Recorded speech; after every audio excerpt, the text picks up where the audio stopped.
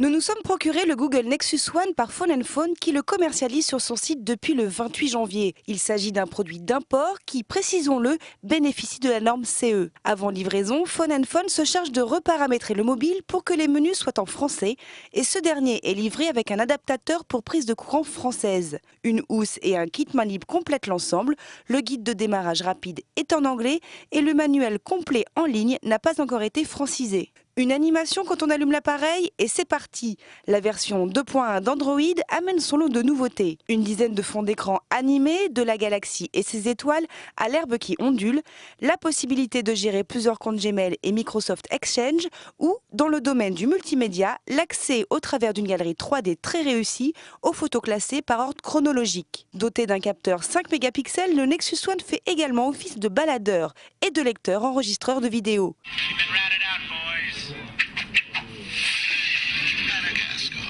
La navigation GPS bénéficie également d'un relooking et intègre désormais un mode piéton, mais hélas, pas de navigation vocale. Doté de 5 écrans d'accueil personnalisables, le smartphone dispose de widgets variés. Actualité, météo, contrôle de l'alimentation pour déconnecter plus vite, Wi-Fi, Bluetooth ou 3G. Mais c'est naturellement dans le domaine du web que le Nexus One tire son épingle du jeu. Nous l'avons mesuré à un iPhone qu'il a laissé sur place lors du lancement d'une page web. Tapoter sur l'écran suffit au final à zoomer aussi rapidement qu'avec un iPhone multitouch. À noter au passage l'excellent contraste de l'écran OLED, un peu plus grand que celui de l'iPhone. Plus important encore, le Google Phone gère parfaitement le multitâche. Un appui long sur la touche d'accueil et on passe de ses mails au navigateur tout en écoutant de la musique. Seul bémol, la reconnaissance vocale, désastreuse en français. Tout au plus peut-on s'en servir pour des recherches sur Google. Plus ennuyeux encore, nous avons rencontré de sérieux problèmes de 3G, comme certains utilisateurs aux États-Unis.